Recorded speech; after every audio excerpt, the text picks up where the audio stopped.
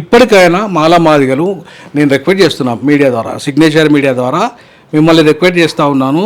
ఈ వర్గీకరణ ఫలితాలు ఇద్దరికీ పెద్ద లాభాన్ని ఇద్దరికీ నష్టాన్ని పోవు. నమస్తే, వెల్కమ్ టు సిగ్నేచర్ స్టూడియో. ప్రస్తుతం మనం ఉస్మానియా యూనివర్సిటీ ప్రొఫెసర్ గాలి వినోద్ కుమార్ గారి దగ్గర ఉన్నాం. సుప్రీంకోర్టు ఎస్సీ వర్గీకరణపై సంచలనం తీర్పు అయితే ఇచ్చింది. ఆ తీర్పు ద్వారా ఎవరికి ఉపయోగం, ఎవరికి నష్టం? ప్రధానంగా ఇప్పుడు ఆ రిజర్వేషన్ ద్వారా ఎస్సీలోని మాల ఉపకులాలకు, మాదిగ ఉపకులాలకు ఎవరికి లాభం చేకూరుతుంది, ఎవరికి నష్టం చేకూరుతుంది తెలుసుకుందాము. అసలు పూర్తి విషయాలు ఏంది మాట్లాడే ప్రయత్నం చేద్దాం. సార్ చెప్పండి, ఎట్లా చూడొచ్చు ఈ వర్గీకరణ విషయాన్ని? అంటే ఇది పెద్ద బ్రహ్మాండమైన తీర్పు అయితే ఏం కాదు, కొండందపి ఎలుకను పట్టిన తీర్పు అనే నేను భావిస్తాను. దీంతో మాదిగలు పెద్దగా సంతోషపడాల్సిన అవసరం లేదు, మాలలు దీన్ని వ్యతిరేకించాల్సిన అవసరం అంతకన్నా లేదు. ఎందుకంటే ఎవరికి దీనివల్ల పెద్దగా అన్యాయం జరిగే అవకాశం కూడా లేదు. ఎందుకంటే ఇది కులాల వర్గీకరణ కాదు, ఇది క్రిమిలేయర్ వర్గీకరణ. కులాల వర్గీకరణ అంటేనేమో అప్పుడు ఇప్పటిదాకా 30 ఏళ్ళుగా ఎందుకు వర్గీకరణ ఆలస్యమైందంటే అది కులాల వర్గీకరణ డిమాండ్ చేశారు మందకృష్ణన్న. కులాల వర్గీకరణ అంటే ఏంటిది? 341 సవరణ. 341 సవరణించాలంటే 2/3 మెజార్టీ లోక్సభలో ఉండాలి, 2/3 మెజార్టీ పార్లమెంట్ రాజ్యసభలో ఉండాలి, స్పెషల్ మెజార్టీ ఉండాలి. అంటే 15 రాష్ట్రాలలో ఈ 2 సభలు తీర్మానాన్ని ఆమోదించాలి అసెంబ్లీలో. కాబట్టి అది అయ్యే పని కాదు. 400 సీట్లు బీజేపీకి వచ్చినా అది కాదు. కాబట్టి ఇప్పుడు జరిగింది ఆ వర్గీకరణ కాదు, ఇంతకాలమైన డిమాండ్ చేసిన వర్గీకరణ కాదు, ఇది కులాల వర్గీకరణ కాదు. అది ఇప్పుడు జరిగింది ఏంటిదంటే క్రిమిలేయర్ వర్గీకరణ. అంటే మరి మందకృష్ణ గారు కూడా మీడియా ముందరికి తీర్పు అనంతరం మీడియా ముందరికి వచ్చి కూడా కంటదడి పెట్టుకొని భాగోద్వేగానికి గురై కాసి మాట్లాడడం జరిగింది. అదేవిధంగా ఆయన ఫ్లెక్సీలకు కూడా పాలాభిషేకాలు చేస్తుంటారు, సంబరాలు జరుపుకుంటున్నారు కదా మాదిగ సామాజిక వర్గం కానీ ఇంకా ఎంఆర్పిఎస్ కానీ ఎక్కడ చూసుకున్న సంబరాలు అయితే చేసుకుంటారు. మరి ఎట్లా చూడొచ్చు దాన్ని? అంటే ఆయన మాదిగా చెప్పుకోవడానికి ఆయన ఉద్యమం చాలా పనికొచ్చింది. నేను మాదిగా, వినోద్ కుమార్ మాదిగా, మందకృష్ణ మాదిగా, ఇది పనికొచ్చింది. కానీ మాదిగా అని చెప్పుకున్నంత మాత్రాన కడుపు నిండేది కదా. ఈ కడుపు నిండే కార్యక్రమం కూడా కాదు ఇప్పుడు ఇచ్చిన జడ్జిమెంటు. ఇప్పుడు నేనేమంటున్నానంటే కడుపు నిండే కార్యక్రమం కూడా కాదు ఈ జడ్జిమెంటు. ఎందుకంటే ఇది కులాల వర్గీకరణ కాదు, క్రిమిలేయర్ వర్గీకరణ. క్రిమిలేయర్ అనేది స్పష్టంగా ఇవాళ ఖచ్చితంగా మ్యాండేటరీగా పెట్టాలని చెప్పేసి 4 జడ్జిలు ఆ దాంట్లో జడ్జిమెంట్లు ఇచ్చారు. అవుట్ ఆఫ్ 6 దాంట్లో అదే మెజారిటీ క్రిమిలేయర్ను సమర్థించారు. నేను ఒకటే డైరెక్ట్గా అడగదలుచుకున్నాను కృష్ణమాది గారు. నేను ఒకటే ప్రశ్న ఏంటంటే కిరణ్ కుమార్ రెడ్డి ప్రభుత్వం ఏదైతే ఉమ్మడి ఆంధ్రప్రదేశ్ వచ్చే వరకు 2,50,000 బ్యాక్లాగ్ ఉద్యోగాలు ఖాళీగా ఉండే. ఎందుకు ఖాళీగా ఉన్నాయి? 2,50,000 ఉద్యోగాలు ఎందుకు ఖాళీ ఉన్నాయి అంటే అర్హులు అనే వాళ్ళు లేరు అనేది, అంతే కదా. ఉస్మానియా విశ్వవిద్యాలయంలో దగ్గర 12,000 ఉద్యోగాలు బ్యాక్లాగ్ నేను డైరెక్టర్గా ఉన్నప్పుడు ఖాళీగా ఉండే. అవునా? అర్హులైన వాళ్ళు లేరనే ఉద్దేశంతోనే కదా ఖాళీగా ఉన్నాయి అవన్నీ. అంటే ఇప్పుడు ఈ క్రిమిలేయర్ వర్గము వస్తేనే అర్హులైన వాళ్ళు లేరు. ఈ క్రిమిలేయర్ వర్గాన్ని ఎక్స్క్లూడ్ చేస్తే, అంటే క్రిమిలేయర్ వర్గం అంటే ఎవరు? గ్రూప్ 1 ఆఫీసర్ పిల్లలు, తర్వాత ఇంకా పైకున్న పిల్లలు, లేదంటే కొంచెం డబ్బున్నోళ్ళు, కొంచెం కోచింగ్లలో చదువుకొని ఇవన్నీ కూడా ఇప్పుడు గ్రూప్ 1 పాస్ కావాలంటే కూడా అంతా కోచింగ్లలో పోవాలి కదా. పేదోళ్ళు చదువుకునే పరిస్థితి లేదు కదా, అవునా కదా. సో ఇట్లాంటి వాళ్ళు కూడా ఇవాళ రాకుండా ఈ క్రిమిలేయర్ అడ్డుకుంటుంది. దానివల్ల పేదోడు ఇక్కడ దాకా రాడు, ఇక్కడ దాకా రాడు, ఉన్నోని ఇక్కడ క్రిమిలేయర్ రానియేది. అవునా? నేనేమంటానంటే దీనికి ఈ క్రిమిలేయర్ క్రైటీరియా ఏమిటి అని చెప్పలేదు సుప్రీంకోర్టు. క్రిమిలేయర్కు క్రైటీరియా క్రిమిలేయర్ అన్నది కానీ బీసీలు ఇప్పుడే బీసీలు వ్యతిరేకిస్తున్నారు క్రిమిలేయర్ని. మరి ఎస్సీ ఎస్టీలు ఎట్లా ఆమోదిస్తారు క్రిమిలేయర్ని? ఒక ప్రశ్న. రెండో ప్రశ్న, ఇప్పుడు అంబేద్కర్ మనల్ని ఆ అంటరాని కులాలు 1,500కు పైగా ఉన్న అంటరాని కులాలన్నింటినీ ఒక జాబితాలో చేర్చాడు. దాన్నే షెడ్యూల్ కాస్ట్ అన్నాం. సో ఇప్పుడు సుప్రీంకోర్టు ఇచ్చిన జడ్జిమెంట్ ఏంటంటే మనమంతా హోమోజీనియస్ కాదు, మనం హెటరోజీనియస్. అంటే ఏ కులం కా కులంగా వేరే. కరెక్టే, ఏ కులం కా కులం వేరే. కంచంపోతు లేదు, మంచంపోతు, ఉపకులాల మధ్యలో కూడా లేదు. ఈవెన్ మాదిగ ఉపకులాల మధ్య కూడా లేదు కదా కంచంపోతు. మాల ఉపకులాల మధ్యలో కూడా లేదు కదా, మాల మాదిగల మధ్య కూడా లేదు కదా ఆ మాటకు వస్తే. సో కాబట్టి హెటరోజెనసే, కానీ వీళ్ళందరూ అంటరాని కులాలే. అప్పుడు హోమోజెనస్ అవుతుంది. సో ఈ అంటరాని కులాలు అన్నిటినీ ఎక్స్ప్లాయిట్ చేయొద్దు. రెడ్లు ఆంధ్రప్రదేశ్లో ఒకప్పుడు రెడ్లే కదా మొత్తం ఉమ్మడి ఆంధ్రప్రదేశ్ పరిపాలన. వేలమ్మలు, రెడ్లు, కమ్మలు, రాజ్పుట్లు, ఠాకూర్లు ఇట్లాంటి కులాలన్నీ కూడా సో రాష్ట్రాలలో ముఖ్యమంత్రులుగా ఉన్నారు కాబట్టి వీళ్ళు అంతా ఈజీగా ఎక్స్ప్లాయిట్ చేస్తారు షెడ్యూల్ కులాలను. కాబట్టి వీళ్ళని చేయకుండా ఉండాలంటే, ఎక్స్ప్లాయిట్ చేయకుండా ఉండాలంటే, వీళ్ళని విభజించకుండా ఉండాలంటే వీళ్ళందరినీ ఒకటే షెడ్యూల్లో చేర్చి బాబాసాహెబ్ అంబేద్కర్ 15% ఫిక్స్ చేశాడు అప్పుడు రాజ్యాంగంలో. అవునా? సో ఇప్పుడు ఏమవుతుంది, వీళ్ళని ఇష్టపూర్తిగా రాష్ట్రాలకు అప్పచెప్పేస్తున్నావు. ఈ రాష్ట్రాలకు ఇష్టపూర్తిగా అప్పచెప్పే కార్యక్రమం కాదుగా నువ్వు అడిగింది. నువ్వు 341 సవరణతో రమ్మన్నావు. 341 సవరణ జరిగి ఉంటే పార్లమెంట్లో పెద్ద ఎత్తున చర్చ జరిగేది ఈ అంశం మీద. ఎవరికి నష్టము ఎవరికి లాభం అనే చట్టము గురించి చర్చ జరిగేది. మరి వాళ్ళ సుప్రీంకోర్టు ఏ బేస్ మీద, ఏ స్టాటిస్టికల్ బేస్ మీద ఈ జడ్జిమెంట్ ఇచ్చింది? స్టాటిస్టికల్ బేస్ ఏంటి దీనికి? జస్టిస్ రామచంద్రరావు కమిషన్ది ఎప్పటిది, పాత ఉమ్మడి ఆంధ్రప్రదేశ్ జనాభా. ఈవెన్ లోకూర్ కమిటీ అంటే ఇప్పుడు 65 ఇచ్చింది. జస్టిస్ ఉషా మేయర్ కమిషన్ ఏమి 341 సవరణ చేయమన్నది, అంతేగాని 15 ప్రకారంగా ఏమని లేదు, 16 ప్రకారంగా ఏమని చెప్పలే ఆమె. మరి అలా సుప్రీంకోర్టు జడ్జిమెంట్ ఇచ్చింది. భారత రాజ్యాంగంలో అధికరణ 15 అండ్ 16 4 సబ్ క్లాజ్ 4 ప్రకారంగా ఇచ్చారు. అంటే రాష్ట్రాలకు ఏదైతే అధికారం ఉందో ఆ అధికారాన్ని మీరు ఎక్సర్సైజ్ చేయండి అని చెబుతూ దాంట్లో ఇంకో క్లాజ్ ఏం పెట్టారు, ఇప్పటిదాకా సుప్రీంకోర్టు క్రిమి లేయర్ విధానం చేయమని చెప్పి ఎక్కడ చెప్పలేదు. ఎన్నికల ముందు ప్రధాని గారు మందకృష్ణ గారు ఒక్కో వేదిక మీద కలవడము, ఆ పెద్దన్న నన్ను దగ్గర తెచ్చుకొని మా బాధలు తెలుసుకున్నాడు, ఈ మరోసారి బీజేపీ అధికారంలోకి వస్తే ఇది సాధ్యమవుతుంది అని చెప్పి అని అనుకున్నాడు. అదే ద్వారా కేంద్రంలో ఉన్న బీజేపీ కమిటీ వేయించి 7 మందితో కూడిన కమిటీ వేయించి ఈరోజు ప్రధాన పాత్ర పోషించింది బీజేపీ అని ఒకవైపు బీజేపీ వాళ్ళు చెప్పుకుంటుండ్రు, మేము అధికారంలో ఉన్నందుకే సాధ్యమైందని.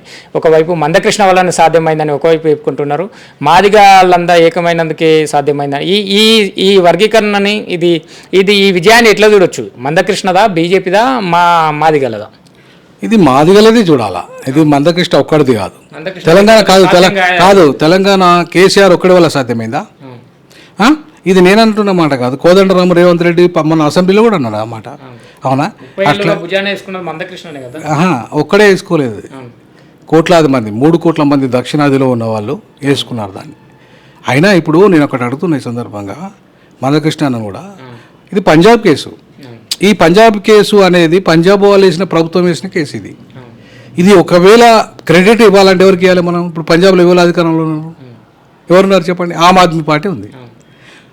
వాళ్ళు కదా భుజాన్ని వేసుకున్నది ఈ కేసును, వాళ్ళు కదా దీన్ని బాగా చేసింది. మరి బీజేపీకి ఏం సంబంధం దీనిలో? ఒకలా అనుకుంటే మనం, ఇప్పుడు బీజేపీకి ఏం సంబంధం? బీజేపీ కేంద్రంలో అధికారంలో ఉన్నది మాత్రాన జడ్జిలంతా బీజేపీ చెప్పినట్టే మాట ఏంటారా? మరి అటువంటిప్పుడు ఇక బీజేపీ పార్లమెంట్లో చట్టం చేయాలి కదా, వాళ్ళతో సుప్రీంకోర్టు జడ్జిలతోనే సంబంధం, వాళ్ళతో ఎందుకు చెప్పాలి ఈ వర్గీకరణ గురించి? నువ్వే కదా హామీ ఇచ్చింది, 10 ఏళ్ల క్రితమే ఇచ్చినవు. అంతకుముందు నా 30 ఏళ్ల క్రితమే నీకు ఇలా నిన్న ఆంధ్రజ్యోతిలో ఆయన మాట్లాడండి, వెంకయ్యనాయుడు మాట్లాడండి, ఏమని మాట్లాడండి, నేను ఎమ్మెల్యేగా ఉన్నప్పుడు 30 ఏళ్ల క్రితమే వర్గీకరణ కావాలని చెప్పిండు ఆయన. అవునా కదా? మరి ఆయన ఉన్నప్పుడు స్టార్ట్ అయిందే కదా బీజేపీ, అప్పుడే ఇచ్చిన హామీయే కదా ఇది. మరి 30 ఏళ్ళ నుంచి బీజేపీ ఎందుకు చేయలేదు? 303 ఎంపీ సీట్లు కూడా మొన్న ఉండే కదా వాళ్ళకు, అబ్సల్యూట్ మెజారిటీ ఉండే కదా, అప్పుడు ఎందుకు చేయలేదు? ఇప్పుడు 240కి పడిపోయింది, ఇంకా థర్డ్ టైం 240కి పడిపోయినప్పుడు బీజేపీకి చేస్తుందా? 303 సీట్లు ఉన్నప్పుడు చేస్తుందా? అంటే బీజేపీ చేసింది అన్నట్టు ఇది కాదు కదా. ఇది పంజాబ్ కేసు 2011లో వేసిన కేసు. అక్కడికి వెళ్ళి హైకోర్టులో వాళ్ళకు వర్గీకరణ చేయొద్దని చెప్పింది. రెండే ఆడ 2 రకాల విభజన జరిగింది, 4 రకాల విభజన జరగలేదు. సో దాన్ని ఆ రకంగా చేయడం కరెక్ట్ కాదని చెప్పేసి కొట్టేసింది. 341 ప్రకారంగా రాష్ట్ర ప్రభుత్వాలకు అధికారం లేదని చెప్పేసి కొట్టేస్తే సుప్రీంకోర్టుకు వచ్చింది అది. సో సుప్రీంకోర్టులో ఉన్న కేసును పరిష్కరించాల్సింది ఎవరు? బీజేపీ, సుప్రీంకోర్టా? చెప్పండి మీరు. బీజేపీ కాదు కదా, బీజేపీ ఏం రోల్ ఉంటుంది దాంట్లో? సో సుప్రీంకోర్టు పరిష్కరించింది ఆ కేసును. దాంట్లో ఇంప్లీడ్ అయిన వాళ్ళు 23 మంది ఇంప్లీడ్ అయ్యారు. అందులో మందకృష్ణ తరపున ఒకరు ఇంప్లీడ్ అయింది, మందకృష్ణ ఇంప్లీడ్ అయిన అనేది మనము చెప్పుకొస్తున్నారు. వాళ్ళ ఈ కేసు ముఖ్యంగా వేసింది పంజాబ్ వాళ్ళు అయితే క్రెడిట్ వాళ్ళకి ఇవ్వాల్సింది పోయి మందకృష్ణకి ఎట్లా ఇస్తాము? ఒకవేళ అయితే సరే మందకృష్ణకి ఇద్దాము, 30 ఏళ్ళు ఆయన పోరాటం అది ఈ విషయం. మందకృష్ణకు 341 సవరణ చేస్తే ఇచ్చేవాళ్ళం. పార్లమెంటులో మందకృష్ణ బీజేపీ ద్వారా బిల్లు పెట్టి ఇచ్చేసి దాని ద్వారా పర్మనెంట్గా చట్టం తెచ్చి ఉంటే కాదు పార్లమెంటులో చట్టం మందకృష్ణ డిమాండ్ ఏంది? పార్లమెంట్లో 341 సవరణ, కానీ జరగలేదు. ఏది జరగలేదు. సుప్రీంకోర్టు జడ్జిమెంట్ పార్లమెంట్లో 341 సవరణ చేయమని చెప్పలేదు. చంద్రబాబు నాయుడు కూడా ఆయనకు అధికారం లేకపోయినా 341 సవరణ చేస్తూ చట్టం తెస్తే చెల్లదని చెప్పింది సుప్రీంకోర్టు. నీకు అధికారం లేదు బాబు, పార్లమెంటుకి మాత్రమే అధికారం ఉంది, నీకు లేదని చెప్పింది. కాబట్టే పోయింది కదా చంద్రబాబు నాయుడు చేసిన చట్టము తప్పనే కదా సుప్రీంకోర్టు కొట్టేసింది. ఇప్పుడు కూడా సుప్రీంకోర్టు 341 సవరణ గురించి మాట్లాడలేదు కదా. సుప్రీంకోర్టు మాట్లాడింది ఏంది, 341 అనే అధికరణకు ఈ సబ్ క్లాసిఫికేషన్ అనే సూత్రానికి ఏమాత్రం పొంతన ఉండదు, దానికి సంబంధం లేదు. ఆ జడ్జిమెంట్ ఈవీ చిన్న కేసు జడ్జిమెంట్ ఏదైతే ఉందో అది మంచిలా కాదు, దాన్ని మేము ఒప్పుకోవడం లేదు. మేము ఆర్టికల్ 15 and 16 క్లాజ్ ప్రకారంగా రాష్ట్ర ప్రభుత్వానికి అధికారం ఉన్నది, అధికారాన్ని రాష్ట్ర ప్రభుత్వాలు ఎక్సర్సైజ్ చేయండి. దాంట్లో ఒక సైంటిఫిక్ డేటాను తీసుకోండి, ఎవరు పేదలు, ఎవరికి ఇవి రాలేదు, ఎస్సీలో ఉన్న 59 ఉపకులాలకే కావచ్చు, దేశంలో ఉన్న మొత్తం ఎస్సీలకు కావచ్చు, ఎవరికి రాలేదనే అంశాన్ని ఇవాళ డేటా తీసుకుని ఇప్పుడు సుప్రీంకోర్టు ఇచ్చిన ఈ తీర్పు వల్ల అంటే ఇప్పటి వరకు వర్గీకరణను మాల సామాజిక వర్గం అయితే వ్యతిరేకించింది, ఇప్పుడు కూడా అక్కడక్కడ నిరసన కార్యక్రమాలు చేస్తున్నారు, వ్యతిరేకిస్తున్నారు. ఈ తీర్పు వల్ల మాలలకు, మాల సామాజిక వర్గాలకు అన్యాయం జరిగే అవకాశం ఉందా? మాదిగలకు న్యాయం జరిగి మాలలకు అన్యాయం జరిగే అవకాశం ఉందా? ఎట్లా చూడొచ్చు? ఈ తీర్పు వల్ల ఎవరికి అన్యాయం జరగదు, ఎవరికి అన్యాయం జరగదు, ఇద్దరికి న్యాయమే జరుగుతుంది. ఎవరి జనాభా ఎంతో వారికి అంత వాటా రావాలనేది దీని ప్రిన్సిపల్. కాకపోతే కండిషన్ ఏంటంటే క్రిమిలేయర్ అనే వాళ్ళని ఎక్స్క్లూడ్ చేస్తున్నది. అంటే నా ఉద్దేశం ఏంటంటే ఇప్పుడు 341 సవరణ ప్రకారంగానైతే పార్లమెంట్లో ఒక చర్చ జరిగేది, ఏ రకంగా ఏబీసీ వర్గీకరణ ఉండాలనే అంశం మీద పెద్ద ఎత్తున భారీగా చర్చ జరిగేది, పర్మనెంట్ చట్టం వచ్చేది. ఇప్పుడు ఇక్కడ రాష్ట్రాలలో మ్యాండేటరీగా చేయాల్సిన అవసరం లేదు. ఈ అన్ని రాష్ట్రాలు సుప్రీంకోర్టు ఇచ్చిన తీర్పులను అమలు చేయాలని ఏం లేదు, చట్టం చేస్తే అమలు చేయాలనే నిబంధన ఉంటుందని. సుప్రీంకోర్టు తీర్పులను అమలు చేయొచ్చు, చేయకపోవచ్చు, ఒకటి. రెండవది, ఇక్కడ 12% మాదిగలు ఉన్నారు. ఇప్పుడు మందకృష్ణ డిమాండ్ ప్రకారం జస్టిస్ రామచంద్రరావు కమిషన్ ప్రకారంగా 7% మాదిగలకు వస్తుంది. మరి 12% ఉన్న మాదిగలకు 7% వస్తే తెలంగాణలో మరి నష్టమా లాభమా? మరి అటువంటిప్పుడు 12% ఇస్తాడా 7% ఇస్తాడా అనేది రాష్ట్రం నిర్ణయిస్తే కానీ మనకు తెలుస్తుంది. రేవంత్ రెడ్డి గారు ఫస్ట్ రాష్ట్రం మేమే చేస్తామని అంటున్నారు. రేవంత్ రెడ్డి గారు మూడు ఎంపీలలో ఒక మాదిగకియలే. గత ఎమ్మెల్యే సీట్లలో కూడా అంతకుముందు బీఆర్ఎస్ ప్రభుత్వంలో 10 మంది మాదిగలు ఎమ్మెల్యేలు గెలిచినారు. ఈ వచ్చిన తర్వాత 7 మాదిగలు గెలిచినారు. అంటే మాదిగలకు అన్యాయం చేసిండే ఆయన న్యాయం చేసిన రేవంత్ రెడ్డి. మరి రేవంత్ రెడ్డి మాటను ఎట్లా నమ్ముదాం? మనం ఆల్రెడీ అన్యాయం చేసిన రేవంత్ రెడ్డి న్యాయం చేస్తాడనే గ్యారెంటీ ఏమున్నది మనకు? 7% ఒకవేళ చట్టం చేస్తే మాదిగలకు 12% ఉన్న వాళ్ళకి నష్టం జరగదా? కాబట్టి ఇవన్నీ కూడా చర్చనీయాంశాలు. కాబట్టి ఈ వర్గీకరణ వల్ల ఇలా పిడమర్తి రవి వాదన కూడా అదే. పిడమర్తి రవి కూడా ఏం వాదిస్తున్నాడు, మాకు 12% ఉన్నామో 12% ఇమ్మంటున్నాడు. ఆయన కాంగ్రెస్ పార్టీ అయి ఉండి కూడా తప్పేముంది అంటున్నా, అది తప్పు కాదు కదా. మా ఇంటి పక్కనే మొన్ననే 15 రోజుల క్రితం నేను ఒకడు గురునాథ రెడ్డి అని చెప్పేసి అని మహాలక్ష్మి హౌస్ మీకు అడ్రస్ చెప్పినా కదా, దాంట్లో టూలెట్ బోర్డు ఉంటే నాకు ఇల్లు కావాలి సరిపోతుంది ఆఫీస్ చేద్దామని చెప్పేసి దాన్ని అడిగితే వాడు ఫస్ట్ నా ఎర్రగా బుర్రగా ఉండేసరికి నేను అప్పర్ క్యాస్ట్ కూడా అనుకుని నాకు వాడు ఇస్తా అన్నాడు, పైసలు తీసుకున్నాడు 2 నెలల అడ్వాన్స్. జస్ట్ వారం రోజులకు నేను ఇయ్యనంటాడు. ఎందుకు ఏ కారణం చేత ఎవరా పోయి? నేను ఉద్యోగస్తుని, నాకు ఇప్పుడు వేఆర్ఎస్ తీసుకున్నా నాకు పెన్షన్ వస్తుంది, నేను కట్టగలిగే కెపాసిటీ ఉన్నోని. నువ్వు ఎందుకు ఇయ్యనంటే నేను ఇయ్యనంటాడు. నాకు కులం తెలిసింది వానికి. అరే ఇవాళ నేను ప్రపంచంలో అంబేద్కర్ చదువుకున్న లండన్ స్కూల్ ఆఫ్ ఎకనామిక్స్లో చదువు చెప్పొచ్చిన, రీసెర్చ్ చేసి వచ్చిన, కొలంబియాలో చెప్పొచ్చిన, ఇవాళ ఆక్స్ఫర్డ్లో, హార్వర్డ్లో ఇట్లాంటి పెద్ద పెద్ద విశ్వవిద్యాలయాలు నా పరిశోధన పత్రాలు సమర్పించి వచ్చిన, ప్రపంచ సదస్సులలో పాల్గొని వచ్చిన. మరి ఇట్లాంటి నాకే ఇల్లు కిరాయిత్తలేరండి. నేను చిన్న వయసులో డీన్ అయినా, అతి చిన్న వయసులో అగ్రకులాల కంటే కూడా నేను ప్రతిభాపరంగా డీన్ అయినా. మరి నా లాంటి ఏకపోతే ఊర్లో ఉన్న పరిస్థితి ఏంది, మాదిగని పరిస్థితి ఏంది? ఓ రాష్ట్రపతి రామ్నాథ్ కోవింద్ దళితుడు అంటాడు, వాడు గర్భగుడిలోకి పోకుండా పూరి జగన్నాథ్ టెంపుల్లో వాడు బయట నుండే ఉండి దండం పెట్టుకొని వచ్చింది దేవునికి. అవునా కదా? ఎందుకు అంటే కులం మాదిగొంది కాబట్టి నాకు ఇవ్వలే. ఇట్లా అడుగడుగున నేనే కాదండి, ప్రతి మాదిగా మాల 59 కులాలు 1500 అంటరాని కులాలు ఇవాళ అగ్రవర్ణ పేదలు ఒకటి కాదు. నువ్వు వాళ్ళకు క్రిమిలేరు పెట్టినావు 8 లక్షలు, మాకు క్రిమిలేరు పెట్టినావు. ఇది ఎంత దుర్మార్గం? ఇప్పటివరకు భారతదేశ న్యాయ చరిత్రలో ఒక దుర్మార్గమైన తీర్పుగా దీన్ని భావించాలి మనం. ఇప్పుడు ఈ వర్గీకరణతోటి మాదిగలు అనుకున్న లక్ష్యాన్ని సాధించినట్టు అని అనుకోవచ్చా? ముందు ముందు మాలలు ఎటువైపు, మాదిగలు ఎటువైపు అందరూ కలిసి ఏదైతే రాజ్యాధికారం అని అంటారో ఎస్సీ ఎస్టీ బీసీ అని కలిసి ఆ రాజ్యాధికారం వైపు అడుగులేసే అవకాశం ఉందా?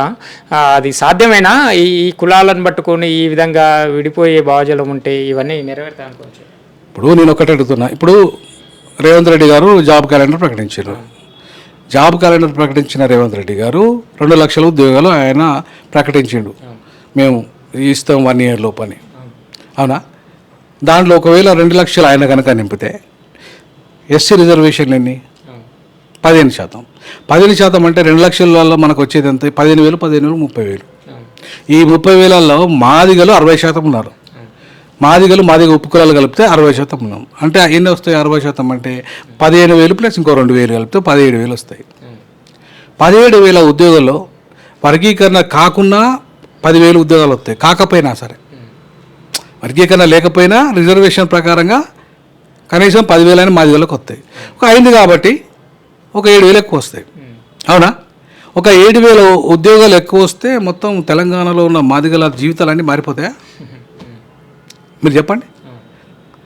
95%, 97% మాదిగలకు ఇంకా ఇల్లు గతి లేదు, భూమి గతి లేదు. వాళ్ళు ఇంకా అంటరానితనాన్ని అనుభవిస్తున్నారు. వాళ్ళు పేదరికంలో ఉన్నారు. వాళ్ళకు ఒక ఉద్యోగం లేదు, ఉపాధి లేదు. ఇలా అనేక రకాల ప్రలోభాలకు గురి అవుతున్న ఈ మాదిగ ఉపకులాల జాతులు 97% ఉంటే ఒక 3% ఉన్న ఉద్యోగులు, నాలాంటి వాళ్ళ ఉద్యోగుల కోసము ఇది వచ్చింది వర్గీకరణ. ఇవాళ మొత్తం మాదిగ జాతి బాగుపడేట చెప్పండి వర్గీకరణ వల్ల? ఇవాళ మాల జాతి బాగుపడ్డాడు కాదు, నా మాదిగ జాతి బాగుపడ్డాడు కాదు. ఈ రెండు మొత్తం దళిత జాతి అంత ద్రోహానికి గురైంది. 30 ఏళ్ళుగా ఇంకా గురవుతూనే ఉంది. అందుకే నేనేమంటున్నా, ఇప్పటికైనా 5 ఏళ్ళు అయిపోయింది. నీకు జరిగే నష్టం ఏం లేదు, మాదిగలకు వచ్చే పెద్ద లాభం ఏం లేదు ఇలా. ఎందుకంటే 90% ప్రైవేటీకరణ అయిపోయింది. ఆ ప్రైవేట్ రంగంలో రిజర్వేషన్ లేవు, ప్రైవేట్ ఉద్యోగాలలో రిజర్వేషన్ రావు. ఉన్నాయి 10%. ఆ 10%లలో ఈ కొట్లాటలో వచ్చే చిన్న దానికోసము 30 ఏళ్ళ మొత్తం నీ సమయము, నీ డబ్బు, ప్రతిభ అంతా వృధా అయినా 30 ఏళ్ళోడు 60 ఏళ్ళకి వచ్చిండు. అవునా కదా? 20 ఏళ్ళోడు ఇలా నా 30 ఏళ్ళు కలిపితే ఏమైంది? 50 ఏళ్ళకి వచ్చిండు. అయిపోయి వాడి జీవితం సంకనాకి పోయిందా లేదా? మరి ఇంకెప్పుడు బాగుపడుతున్నారు ఆ కుటుంబాలు? ఏదో ఒక తూతూ మంత్రంగా ఓ బిచ్చగానికి ఎగనెస్ట్గా ఒక బిచ్చాడు ఫైటింగ్ అన్నట్టుగా, ఓ భిక్షావానికి ఎగనెస్ట్గా ఒక బిచ్చగాడు నాకు ఈ పెద్దపల్లెలో అంటే ఇంకో నాకు కూడా అంతే పెద్దపల్లెలో ఇవ్వమని చెప్పేసి ఇంకో చిన్న బిచ్చగాడు కొట్లాడుకున్నట్టుగానే ఉన్నది తప్ప, ఇది రాజకీయ అధికారం ఇచ్చి 30 లక్షల కోట్ల రూపాయల బడ్జెట్ నిర్ణయించే అధికారం మా దగ్గరకు రావాల్సి ఉండే. తెలంగాణ ఉద్యమంలో అంత కీలకంగా పనిచేసారు తెలంగాణ ఉద్యమం. మళ్ళీ ఎందుకు కాలేదు? ఒక ఎమ్మెల్యే కాలేదు, ఒక ఎంపీ కాలేదు, ముఖ్యమంత్రి అయ్యే పరిస్థితి లేదు. 55 జీవో ఎందుకు రద్దు చేశాడు మరి రేవంత్ రెడ్డి? నిజంగానే రేవంత్ రెడ్డి వర్గీకరణ మీద బాగా ప్రేమ ఉన్నాడు, నేను ఆడిని తెచ్చానన్నాడు. మరి rule of reservation BC SC ఎస్టీలని ఓపెన్ కేటగిరీలో మాకు అవకాశం లేకుండా చేసిండు రేవంత్ రెడ్డి అని మాట్లాడినప్పుడు, మరి బీసీ సామాజిక న్యాయం గురించి మాట్లాడుతున్న కృష్ణాన్న ఎందుకు మాట్లాడతలేడు? 29 రద్దు చేయమని ఎందుకు కొట్లాడతలేడు? ఈ మాల మహానాడు ఎందుకు కొట్లాడతలేరు? ఈ బీసీ ఎస్సీ ఎస్టీ సంఘాలు ఎందుకు కొట్లాడతలేవు? సార్, చివరిగా ఏం చెప్తారు అసలు? ఇప్పుడు ఈ వర్గీకరణ ద్వారా మాలా మదిగలకు, సామాజిక కులాలకు, ఉపకులాలకి ఏం చెప్తారు? ఈ సుప్రీంకోర్టు తీర్పును కేంద్ర రాష్ట్ర ప్రభుత్వాలు స్వాగతిస్తున్నాయి. ఈ స్వాగతిస్తున్నామని చెప్పి ఈ ప్రభుత్వాలు ఇప్పుడు ప్రతిపక్షంగా ఉన్న బీఆర్ఎస్ కానీ, ఇప్పుడు అధికారంలో ఉన్న కాంగ్రెస్ కానీ, కేంద్రంలో ఉన్న బీజేపీ కానీ స్వాగతిస్తున్నామని చెప్తున్నాయి. గతంలో ఎన్నికల ముందు ఎవరి వైపు ఉన్నారు? ఇదే మాదిగ సామాజిక వర్గానికి, ఇదే మాల సామాజిక వర్గానికి వాళ్ళు ఎన్ని సీట్లు కేటాయించిండ్రు? ఇక్కడ తెలంగాణలో చూసుకుంటే గత 10 ఏళ్ళు వెలమ దొరల చేతిలో ఉన్న పాలన ఇప్పుడు రెడ్ల చేతిలో ఉంది. ఈ కులాలకు, కింది స్థాయి కులాలకు న్యాయం జరిగే అవకాశం ఉందా? ఏం చెప్తారు చివరికి? కింది కులాలకు ఏం న్యాయం జరిగే అవకాశం లేదండి. ఇప్పుడు నేను ఒకటే చెప్పాల్సుకున్నా, ఇది విద్యా ఉద్యోగ రంగంలో రిజర్వేషన్లు, ఇది రాజకీయ రంగంలో రిజర్వేషన్ కాదు. దీనికి రాజకీయ రంగాలకు సంబంధం లేదు. నా ఇష్టం ఉన్నది టికెట్ ఇచ్చుకుంటా. ఎస్సీ అంటే చాలు. ఎస్సీలో మాలకి ఇస్తానా, మాదికి ఇస్తానా, లేకపోతే ఇంకెవరికి ఇస్తానా ఇష్టం. అది పార్టీ నాది, నా ఇష్టం ఉన్నోనికి ఇచ్చుకుంటా. అవునా? నా బానిసకు నేను ఇచ్చుకుంటా. అదే జరుగుతుంది కదా. సో కాబట్టి ఈ రిజర్వేషన్ సుప్రీంకోర్టు తీర్పుకు రాజకీయ రిజర్వేషన్లకు సంబంధం లేదు. రెండవది, విద్యా ఉద్యోగ రంగాలు తీసుకుందాం. నేను ఇంతకుముందు చెప్పిన